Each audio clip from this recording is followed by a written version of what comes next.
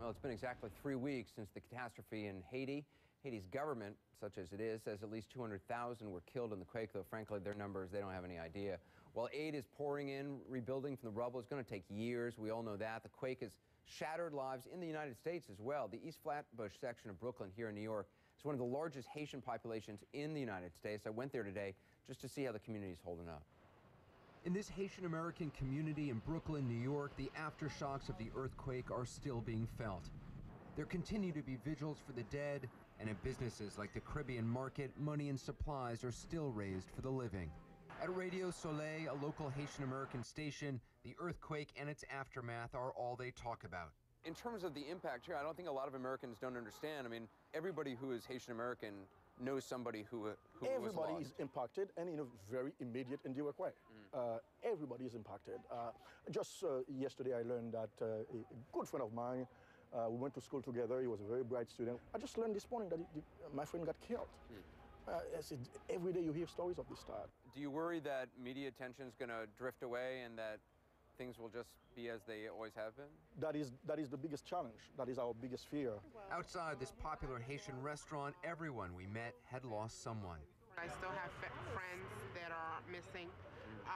They don't know if they're presumed dead or if they've been shipped on a boat or anything to that effect. But, you know, we're just praying and seeing what happens. Her family lost 9 people. Yeah, my sister. You lost your sister? Oui, my sister. I have 5 people dead. Yeah, she has 6 children. 4 dead. The owner of the restaurant had lost his son and pasted his picture on the wall. I mean, how do you go on when you've lost a child? We have no choice, you know. No choice. At the Evangelical Crusade of Fishers of Men Church, the younger members, the congregation, feel lucky to be American. You know, and we're blessed because we're here, same background. These are our people, these are our families. It's us, exactly. And we have the opportunity, and we're here living, but we have my little cousins who are out sleeping on the street. Does it change the way you look at your own life? Yeah. Yes. Oh, wow. Grateful and blessed. Could have hit America, could have hit Jamaica, could have hit any country, but it happened to Haiti. So.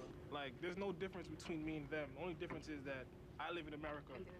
Both of my parents were born in Haiti, and I'm Haitian just like that. That's my bread, that's my blood spread across the floor in Haiti. They gathered here and prayed for Haiti and sing the country's national anthem.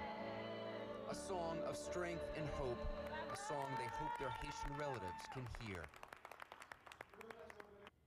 Well, my producers and I witnessed the same unshakable faith when we were in Haiti. Earthquake survivors, many who'd lost loved ones, lost everything, would break into prayer and song, seeking and finding comfort. This is literally a parade that just spontaneously occurred on the street, people singing songs of faith.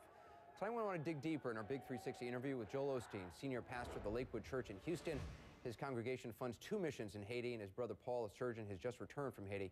Pastor Osteen joins me now. Thanks for being with us. Thanks, Anderson. How do you explain, I mean, how can God let something like this happen? I mean, I know it's an obvious and a simple question, but it's the question that always comes up in something like this. Well, you know, I don't think any of us have the answer. I mean, God is a sovereign God, but you know, we live in a world that's not a perfect place. I mean, the scripture talks about, even Jesus himself said, in this world you will have difficulty, challenges. One part even specifically says famines, earthquakes, trouble like that. So we don't know, but I do know this, like you witnessed down there, in these times of need, in times of crisis, when you turn to your faith, you can feel a strength and a peace that only God can give. And really, it's the difficult times where you need your faith. Yeah, I mean, it was remarkable. We would drive down a street and see a family or just group of people who were sleeping on the street, just singing songs about Jesus and praying on the street. And we would stop and sort of take part in it just because it was so uplifting for everybody. And yet it's still, you know, for people who haven't grown up with faith, it's an extraordinary thing to witness. It really is. I mean, in those difficult times, I mean, we've all experienced it, maybe not to that effect, but, you know, through loss, through, you know, just terrible times, you can feel this peace that's on the inside.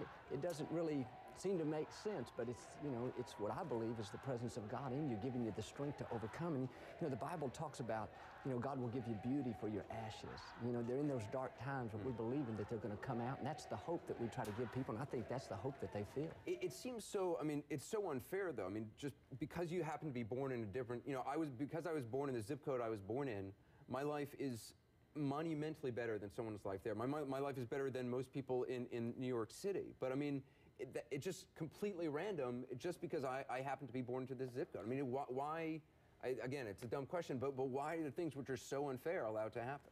You know, I don't know, but I believe God has a plan and a purpose for all of our lives. I think of the same thing, because I've been to Africa and different places, and when you watch those people suffering and you think, you know, it easily could have been me. I don't know, but you have to come back to that central theme that God has a plan for each person's life. Those people down there, they're not here by accident. They're here for a destiny to fulfill.